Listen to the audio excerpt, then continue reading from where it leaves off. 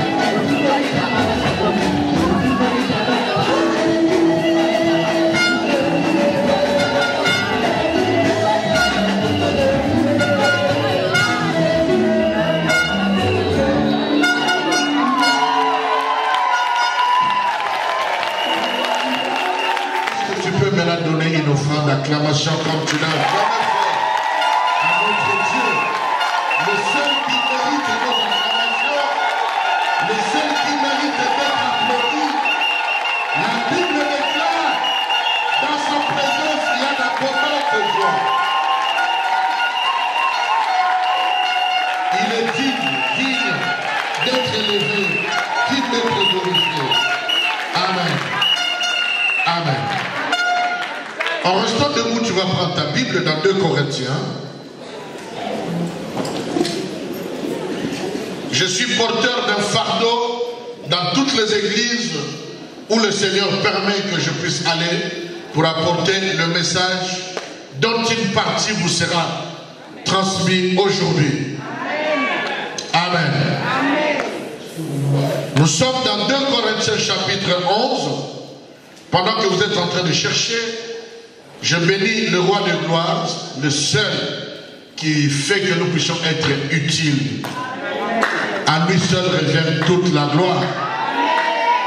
Je ne me tiens pas ici comme quelqu'un de spécial, mais juste comme une guitare entre les mains d'un guitariste. Un simple instrument. Mes honneurs à l'homme de Dieu, que je porte particulièrement dans mon cœur, le révérend Yohani Tafomo. Je comprends qu'il y a beaucoup de gens qui ne l'aiment pas ici. Hein? Car par Dieu vous t'écriez.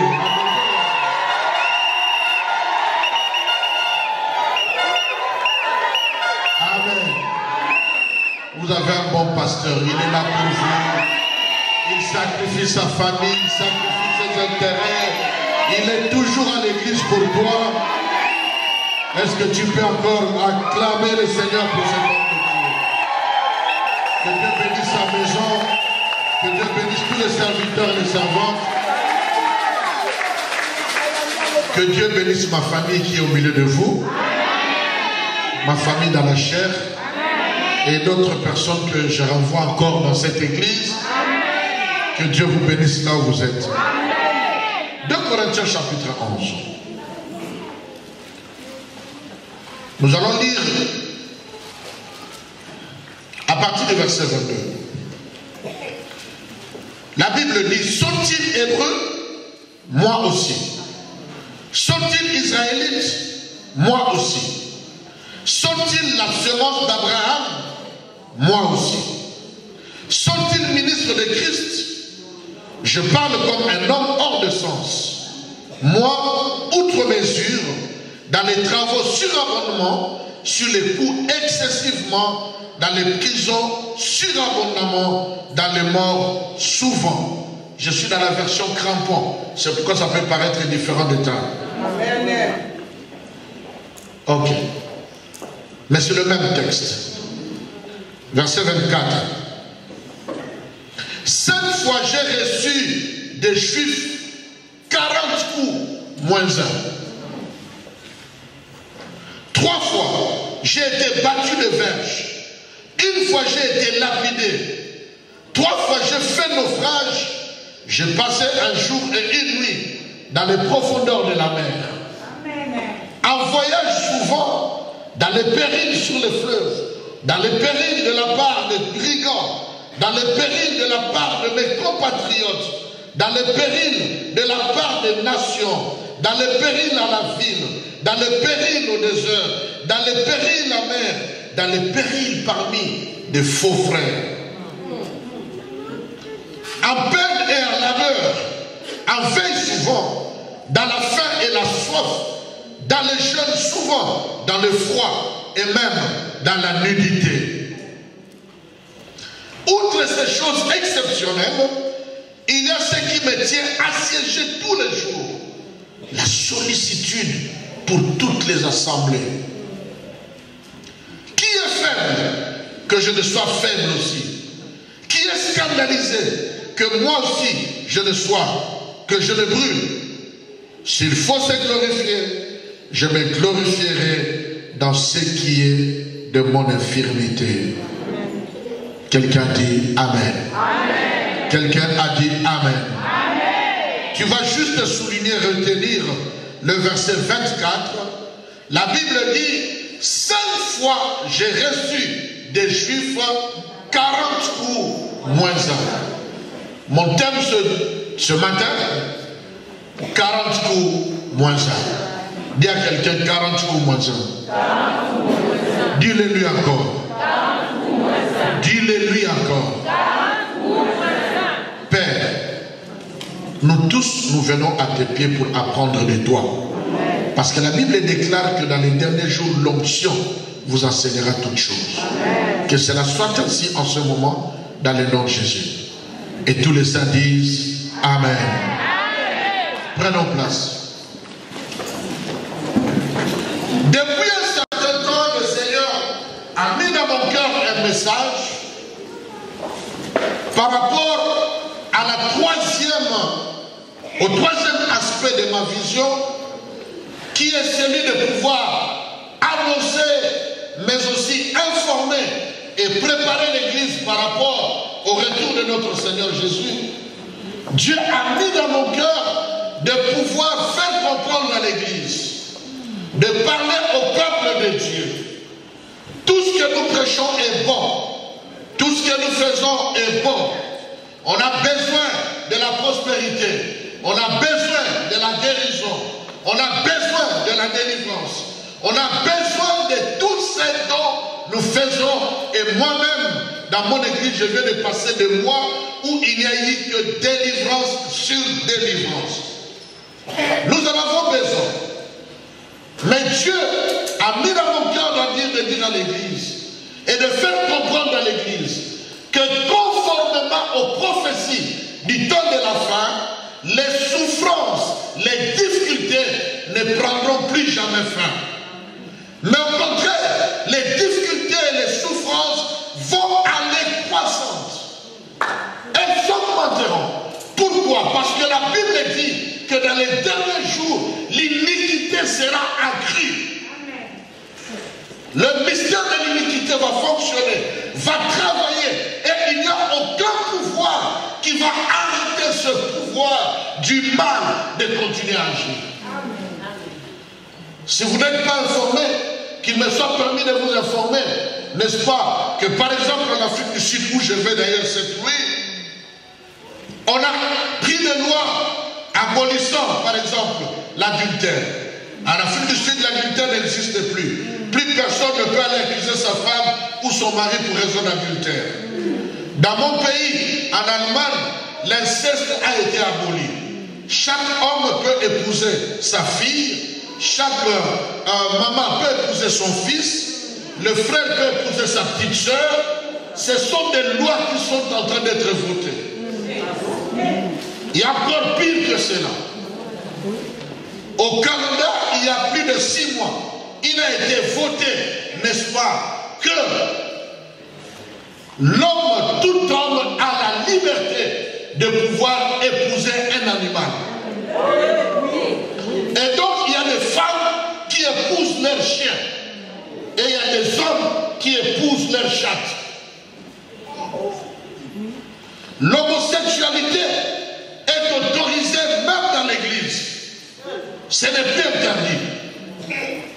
À Londres, il est interdit de se tenir devant la chair et de dire qu'il n'y a qu'un seul sauveur. Ou de dire que l'homosexualité est un péché. Quiconque prend le risque de le dire, si quelqu'un est touché dans la salle et va porter plainte, cela est passible de prison, même jusqu'à 3 ans. Parce que tu as touché à la liberté des gens.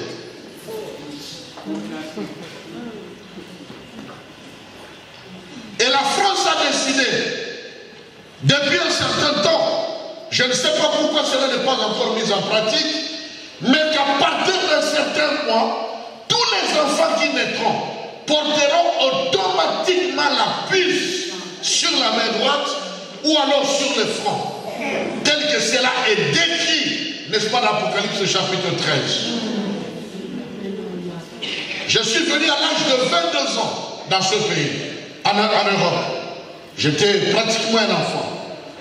Aujourd'hui, presque à 33 ans plus tard, 31 ans plus tard, il y a autre chose. On utilisait l'argent, on avait des chèques, on est passé de tout cela vers les cartes. Mais je vais annoncer à l'église que bientôt on va éliminer les cartes. Et on vous donne de bonnes raisons. Quelles sont les bonnes raisons? Tu peux perdre ta carte. Et quelqu'un peut prendre la carte et voler et jouir de ton argent comme il veut. Alors qu'est-ce qu'on propose? On propose de porter les puces électroniques. Parce que la puce est dans ton corps, personne ne peut voler. À partir de ta maison, à partir de ta chambre, même à partir des toilettes, tu peux faire tous les achats que tu veux du monde.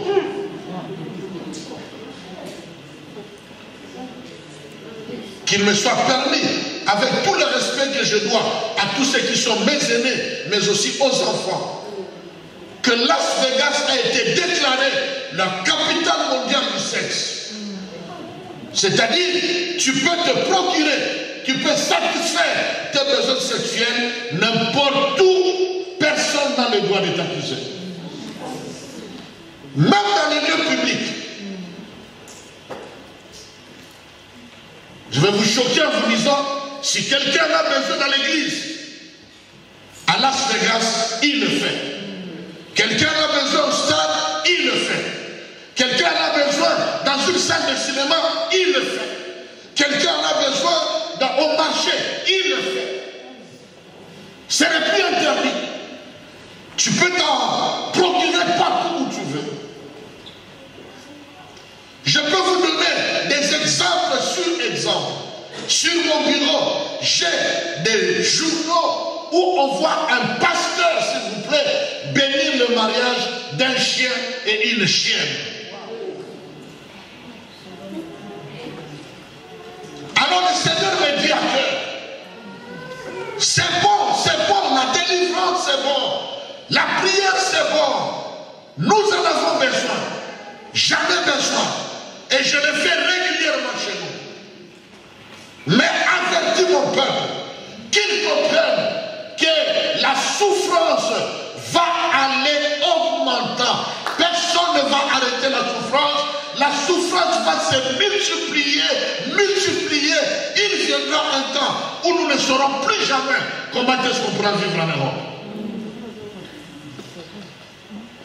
Parce qu'il viendra un temps où pour manger, pour étudier, pour faire quelque chose, pour prendre les bus, pour envoyer ton enfant à l'école, il faut que tu aies la puce dans ta main. Or la puce va nous relier au mystère de l'Antéchrist avec le chiffre 666. Église, nous devons nous préparer. Plus les jours passent, plus les douleurs vont augmenter. Plus la difficulté va augmenter. Vous êtes dans une bonne église, une église qui prie beaucoup. Parce que dans la prière, nous pouvons puiser de la force pour faire face à toutes ces choses. C'est pourquoi le Seigneur a mis dans mon cœur de pouvoir, j'ai même écrit un livre là-dessus, de pouvoir avertir le peuple et faire comprendre au peuple, donner au peuple de Dieu une autre lecture de la souffrance. Et je l'intitule 40 ou moins 1. C'est l'apôtre Paul qui écrit aux Corinthiens. Il a fait comprendre qu'il y a des gens qui croyaient qu'ils étaient plus hébreux, c'est-à-dire plus juifs que lui. Il a dit, si vous êtes hébreu, je le suis également. Si vous êtes juif, je le suis. Si vous êtes ministre de Dieu, je le suis également. Mais il va plus loin. Il dit, je suis encore plus apôtre, plus ministre. Non pas à cause des miracles que je fais, non pas à cause de la puissance de la parole que je prêche, mais à cause de toutes les souffrances qui accompagnent ce que je fais. Révérend, tu ne peux pas servir Dieu, le vrai Dieu, qui t'a appelé, sans qu'il y ait des souffrances. C'est impossible. Amen. Amen. Amen. Les souffrances font partie du plan de Dieu. Est-ce que je peux parler à quelqu'un? Les souffrances font partie du plan de Dieu. Amen. Amen. Ce ne sont pas toutes les souffrances qui viennent des démons, d'un oncle, d'une tante ou quoi que ce soit, ou qui soient le résultat d'un péché, le résultat d'une méconduite. Mais il y a des choses que Dieu permet. Amen. Amen. Et d'ailleurs, il y a des choses dans la vie que tu ne peux pas attendre si tu n'acceptes pas la souffrance. Amen. L'apôtre Paul dit,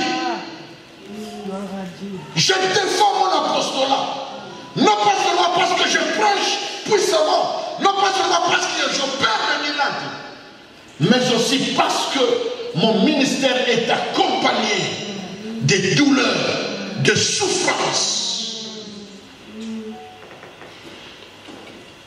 Je sais ce que le diable fait. Ma petite soeur est là, d'autres sont dans la salle. Ils savent, nous sommes nés à 7 de même père, de même mère. 4 sont partis en série comme ça et nous sommes restés à 3. Ma petite soeur est là, que je voulais dire. On a connu des douleurs. On a connu des souffrances. J'ai connu la disette que je ne connaissais pas dans ma maison, dans notre famille, mais que j'ai connue en Europe. Tu peux t'imaginer avec une épouse et 3 enfants, 4 enfants, vous logez dans un appartement de 40 mètres carrés. Et cela même pendant 3 ans. Et vous vous nourrissez des boîtes de sardines et de semoule. C'était le plat préféré. Il y a des souffrances qui nous sont infligées par l'ennemi, par les puissances du ténèbre. Et Dieu nous a donné le pouvoir de nous lever contre cela et rien ne peut nous résister. Parce que la Bible dit, celui qui est en nous est plus fort que celui qui est en nous.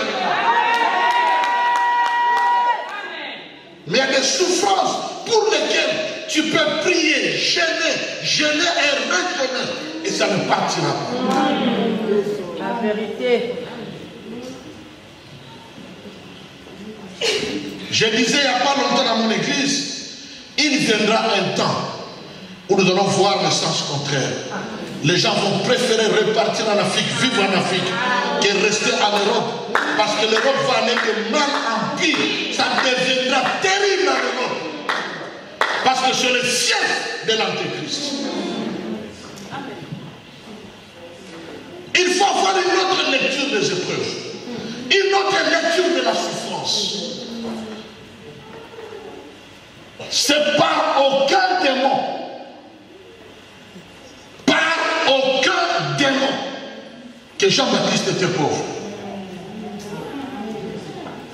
Mais le plan de Dieu, sa mission, exigeait qu'il soit comme cela.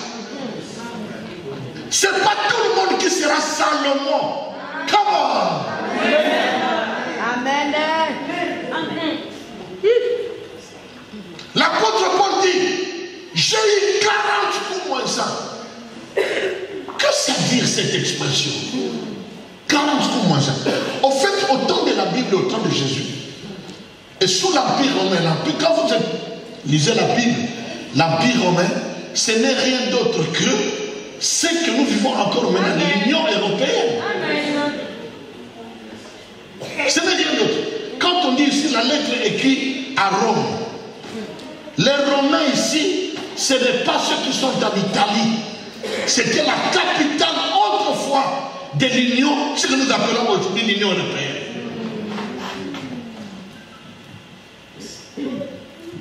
Et sous leur régime, le peuple de Dieu a souffert comme vous ne pouvez jamais imaginer. Je me souviens qu'un jour, l'empereur Néron a pris plaisir. Il avait envie de voir comment les gens souffrent. Alors il a fait venir des chrétiens dans un grand stade. Il a laissé affamer les lions pendant plus d'une semaine. Et on a invité les gens. Le stade était plein comme au Stade de France. Et lui, il était assis à la tribune avec toute son équipe impériale. Et à un certain moment, on a sonné les clairons. Papa peut parler, papa peut pas. On a sorti les chrétiens. Parce qu'ils disaient, nous croyons en Jésus. Nous aimons Jésus. Nous servons Jésus. Nous allons nous attacher à Jésus. Bien aimé, moi j'ai vécu en Chine. J'ai vécu dans des pays communistes. Nous sommes heureux. Mais si on va transférer les chrétiens du monde occidental dans des pays communistes, nous saurons qui est chrétien et qui ne l'est pas.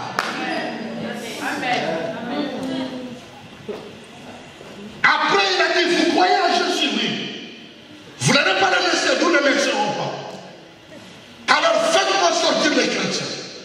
Les chrétiens se sont sortis au milieu du stade comme un match de football. Et après quelques minutes, on a libéré les lions affamés pendant une semaine. Je vous parle du vécu. Le révérend Yohan peut se souvenir de pasteur Sitalemwa, qui est l'un de nos aînés qui nous ont encadrés. Il avait créé un mouvement, le Centre international d'action chrétienne. Et nous prions pour les martyrs dans les pays communistes. Les bourreaux pourraient venir chez toi à la maison, maman, avec un enfant de 2 mois. Et on vient te dire, réunis Jésus. Si tu ne réunis pas Jésus, nous allons verser de l'eau chaude sur ton enfant. Ça s'est fait il n'y a pas très loin ici. En Roumanie, en Russie. On te dit de renier Jésus. Si tu ne renies pas Jésus, on verse de l'eau bouillante à 100 degrés Celsius sur ton enfant. Maman, qu'est-ce que tu vas faire? Vas-tu accepter qu'on puisse brûler ton enfant, ou alors tu préfères renier Jésus? Les chrétiens dans le monde occidental, nous n'avons pas encore vécu de difficultés. Juste pour une petite souffrance, vous abandonnez le Seigneur. Pour une petite injure, vous abandonnez le Seigneur. Parce que le pasteur ne t'a pas visité, tu quittes l'église. Parce qu'on ne t'a pas donné, tu quittes. Ça c'est que l'église. Quelle foi chrétienne. L'apôtre Paul justifie son apostolat de par les souffrances qu'il a vécues. Il a dit 40 fois, 40 coups moins 1, 5 fois. Multiplié, 40 coups moins 1, venir 39. Multiplié 39, multiplié par 5. Vous allez comprendre le nombre de coups qu'il a eu. Et il précise, de la part des Juifs. Parce qu'à l'époque, la seule personne qui a eu 40 coups, c'est Jésus. Parce que le nombre limite, c'était 40 coups. Et la seule personne qu'on a frappé 40 coups, et il en est mort après, c'est Jésus. Et tous les restes ont eu 40 coups moins 1. Je ne sais pas, Yohan a eu déjà 40 coups moins combien. Le patriarche a eu 40 coups moins combien, je ne sais pas. Moi, je connais le mien. Et la souffrance ne vient pas de la part de ceux du dehors. Ceux qui ont fait beaucoup de mal à l'apôtre Paul, ce sont ses propres frères. Ses propres frères.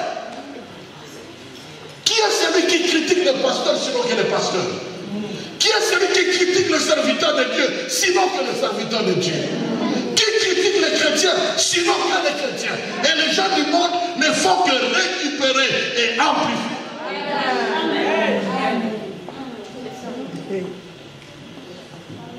Il faut avoir une autre lecture des souffrances dans la vie. Pourquoi? Parce que la souffrance, je vais peut-être te surprendre, est la meilleure école pour connaître le Seigneur. Quelqu'un peut dire Amen. Amen. Écoutez ceci.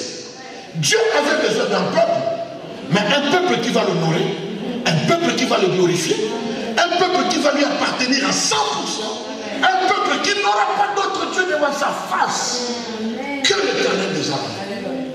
Alors Dieu a fait un calcul. Il a dit, si je procède par leur donner des voitures, des bénédictions, ils finiront par ne pas se souvenir de moi. Combien de fois nous n'avons pas vu dans nos églises quelqu'un venir et pleurer, je n'ai pas de mariage, je n'ai pas d'enfant, et juste la bénédiction qu'il reçoit lui fait fuir l'église.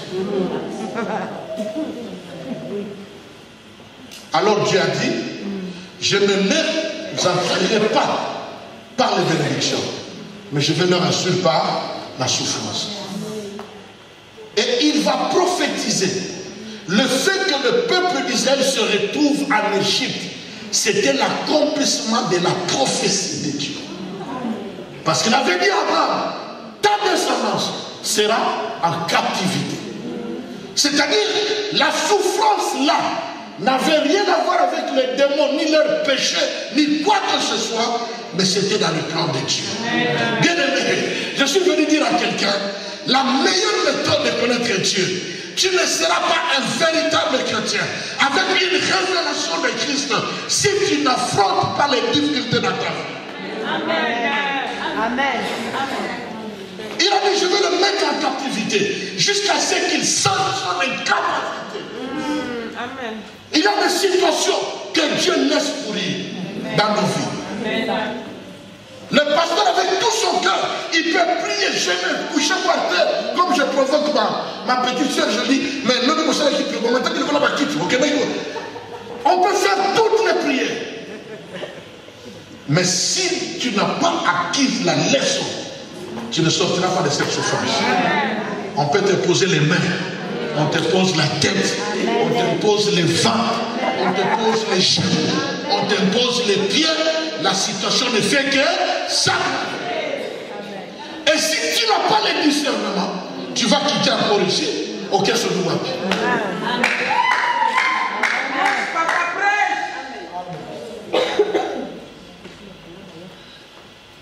Savez-vous que David est le plus grand psalmiste de la Bible?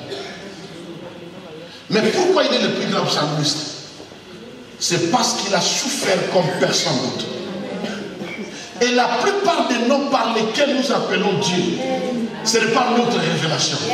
C'est la révélation de David. Mais David n'a pas eu cette révélation en priant, en gênant et la révélation est venue. Non. C'est au travers de la souffrance. Amen. Tu peux taper la main d'une personne, dis-lui, la souffrance vit autrement. Dieu a dit, je vais les conduire. On va les maltraiter, ils seront sous la servitude, sous l'esclavage, jusqu'à ce qu'ils perdent l'espoir. C'est alors que je vais envoyer mon serviteur. Regardez ce que Dieu fait. Il dit, il dit, Moïse, j'ai vu la souffrance de mon peuple. J'ai entendu les cris qui lui font pousser ses oppresseurs.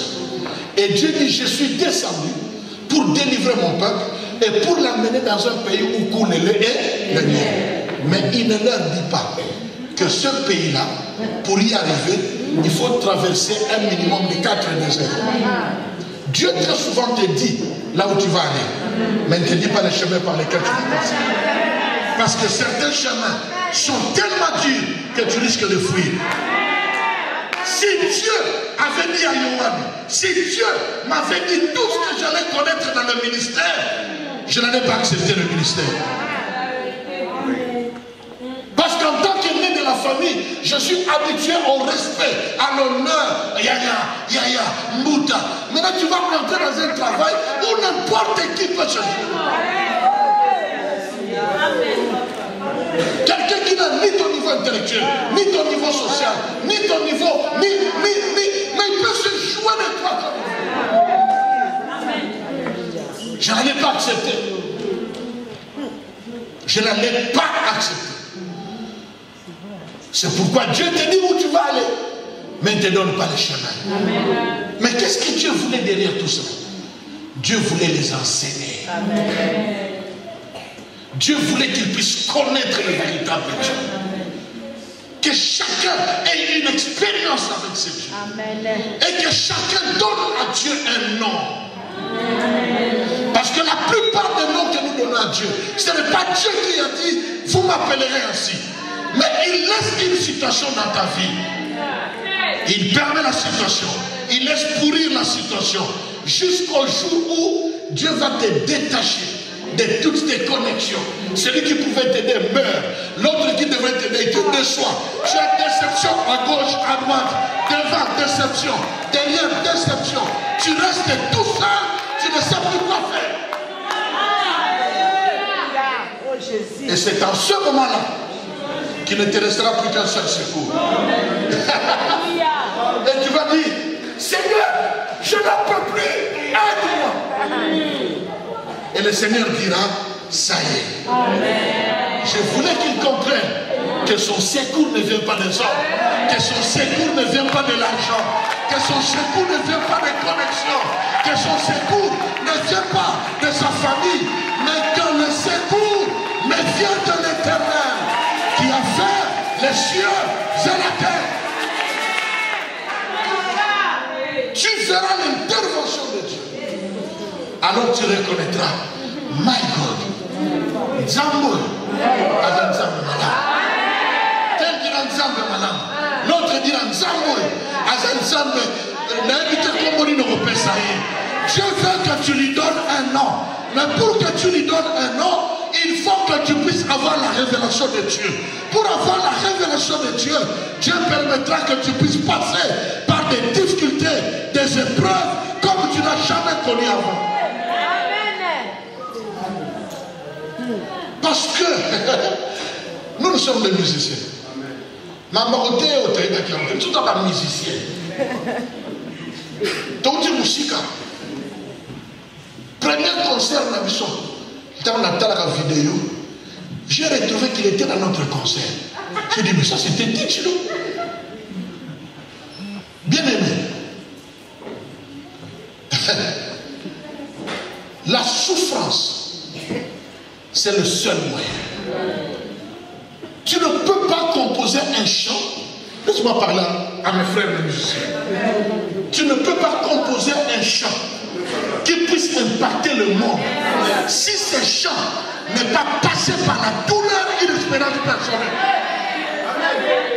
C'est pourquoi vous voyez quand les gens qui est Yahweh Nabibele, Yahweh Sanjolama, Botiki guitare, Botiki pam, Tobetika Jamou, bon mon chant. Mais les notes là bas bon besoin. Et belle moyen que mon élo n'a pourquoi maloba pour un nid. Ce n'est pas que c'est mauvais, mais ce sont des chants composés après avoir mangé une bonne baguette. Salade de kitoko. Soso de la photo dans mon lien, on a mis quatre. Atoumi, la yiti, la sa. Bien, on a pu le faire. Je connais mon grand frère de l'internat. Il était notre gardien de but à l'internat. Le pasteur Mente Marquez. Il a composé un chant.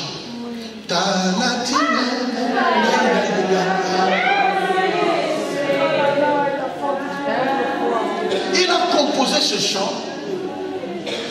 Il habitait non loin de chez nous à Nemba, à Makanga, pour ceux qui connaissent. C'était l'une des périodes la plus dure de sa vie. Il dormait à même le sol. C'est pas comment on appelle ça en français. À même le sol. Et même cette Kitikoua, cette natte, était encore déchiquetée. Il devrait bien agencer ce programme. Pourquoi? Parce que quand il sort, dès qu'il revient, il doit garder un certain nombre de temps. Parce qu'il faut qu'il puisse laver sa chemise et son pantalon. Le mettre, le hisser, jusqu'à ce que ça sèche avant de sortir après. Sinon, c'est un souci pour sortir. Il a vécu tout ce temps-là dans la souffrance. Ce n'était pas parce qu'il avait connu un péché. C'est un fils de pasteur. Je vous dis, c'est mon grand frère. Total, on a étudié même internat. Avant sa conversion, il était notre gardien de but. Nous nous jouons à la défense ou à l'attaque. Lui, c'est le gardien de but. Demandez à ceux qui étudient à Solomon. Nous, on l'appelait Yamarkes. Mais il a souffert tellement. Quand Dieu l'a sorti de cette situation, il est allé au campus au Christ. Alors il a dit, Talatina, Ganalina Bayesu. Attends qu'on a un passe. Attends qu'on a tourné mignon. Na banga kanangati. Pour Yesu a tourné au livre. Et cette chanson, il a composé. J'étais à Kinshasa. Comprenez que j'avais moins de 22 ans. Mais jusqu'à aujourd'hui, si je demande au groupe de l'interpréter, vous allez voir l'impact dans nos cœurs. Pourquoi? Parce que ce que tu n'as pas vécu, l'expérience que tu n'as pas vécue, la souffrance que tu n'as pas vécue, la prédication que tu n'as pas vécue, le chant que tu n'as pas vécu, n'aura jamais d'impact dans la vie de Dieu. Amen. C'est pourquoi aussi longtemps que tu continues à adorer le Seigneur, à louer le Seigneur, avec les noms d'autrui, L'Éternel est mon berger, ce n'est pas à toi. C'est à David. L'Éternel est mon refuge, ce n'est pas à toi. Normalement, on doit payer les droits d'auteur. Et ça, il y a David. Maintenant, on va le faire ça. Oh, il y a yo l'Éternel, comme vous l'avez.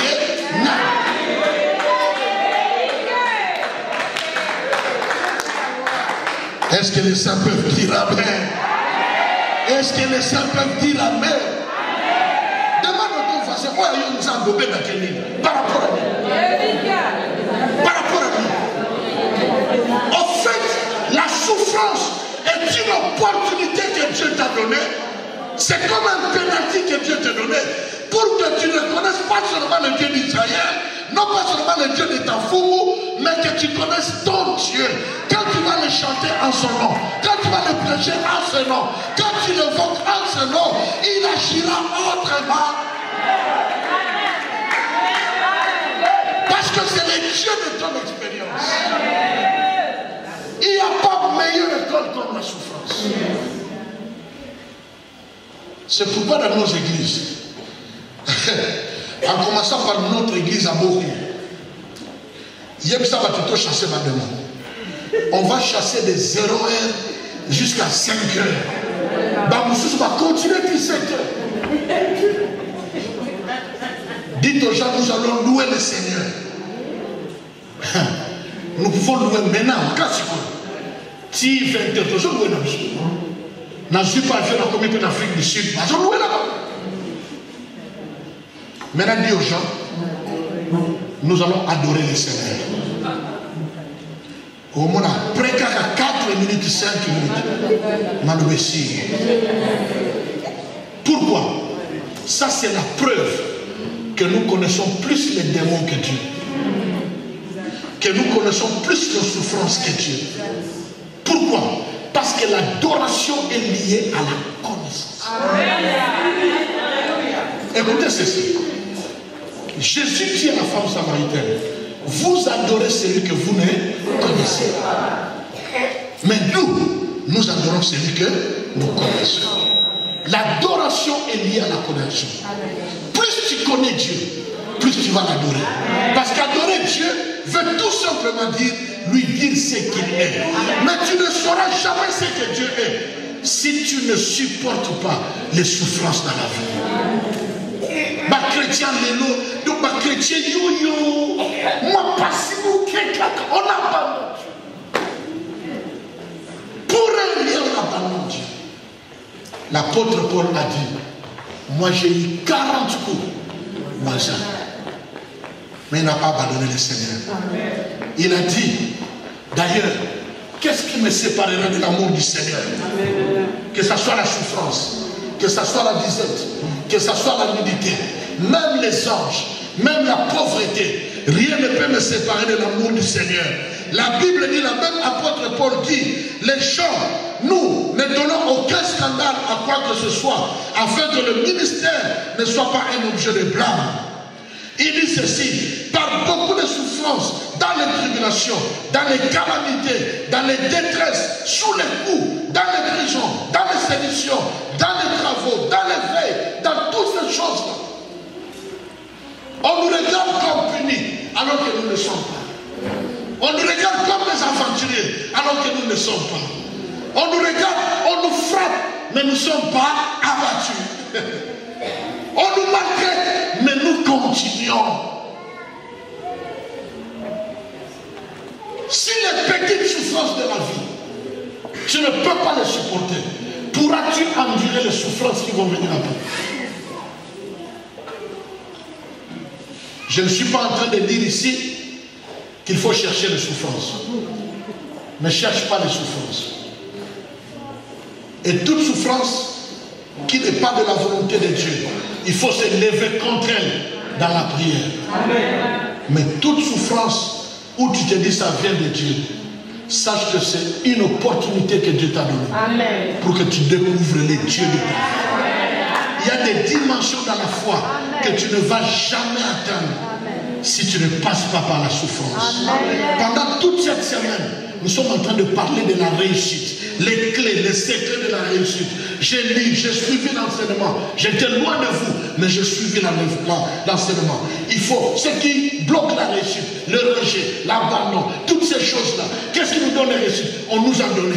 Mais je suis venu rajouter encore. Il y a des choses que tu ne réussiras jamais si tu ne passes pas par la souffrance. Amen. Amen. Je vais terminer. Pour que Jésus dise, tout est accompli, il a fallu qu'il passe par la souffrance. Amen. Prenons le cas des Arabes. S'ils ont une mission à accomplir, tout ce qui est accompli est une réussite.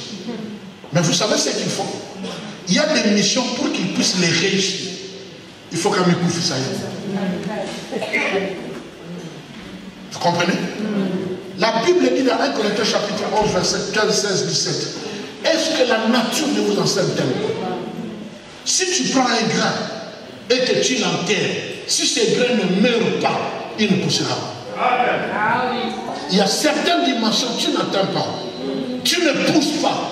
Tu ne connais pas l'épanouissement dans ta vie. Parce que tu n'es pas prêt à mourir. Aux amis sous gaming, tu veux vivre, tu ne peux pas. Il y a des choses où tu dois accepter de mourir.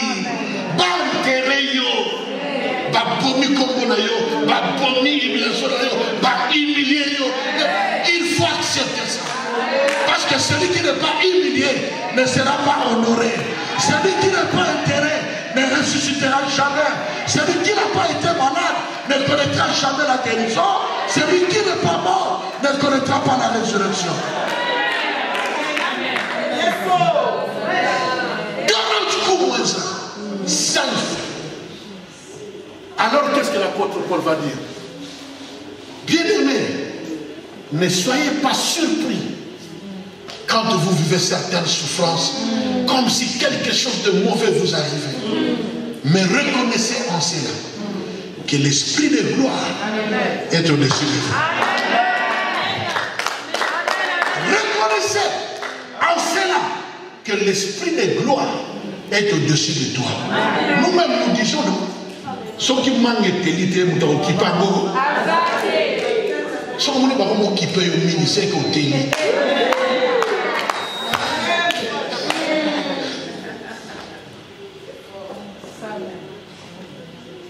Dis à quelqu'un, l'esprit de gloire est sur moi. Dis-le encore, l'esprit de gloire est sur moi. Dis encore, l'esprit de gloire est sur moi. La souffrance est une expression de l'esprit de gloire. Si tu n'as rien, tu ne vas intéresser personne. Mais si on voit une étoile au-dessus de toi, si on voit une lumière au-dessus de toi, si on voit un soleil briller au-dessus de toi, quand on voit la lune briller au-dessus de toi, alors tous ceux qui ont des yeux, 4 yeux, vont commencer à t'attaquer, à t'attaquer, à t'attaquer.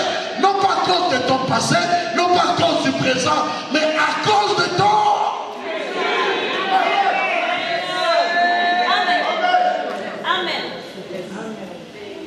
Pourquoi moi? Pourquoi moi? Pourquoi moi? Eh bien, tu as la réponse. C'est parce qu'il y a un esprit de gloire au-dessus de toi. Même si ta souffrance vient de ton propre frère, de tes frères en Christ, qui sont devenus en crise, et de sœurs en Christ, qui sont en crise, ne te décourage pas.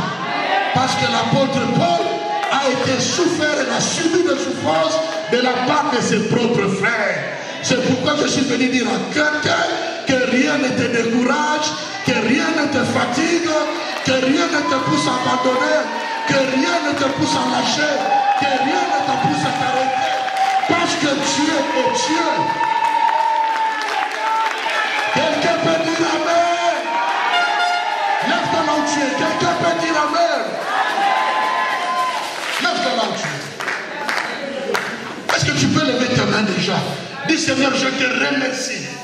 Je te remercie pour ce que tu permets dans ma vie. Dis-lui un peu merci pour ce qu'il permet dans ta vie. Il y a des choses pour lesquelles tu as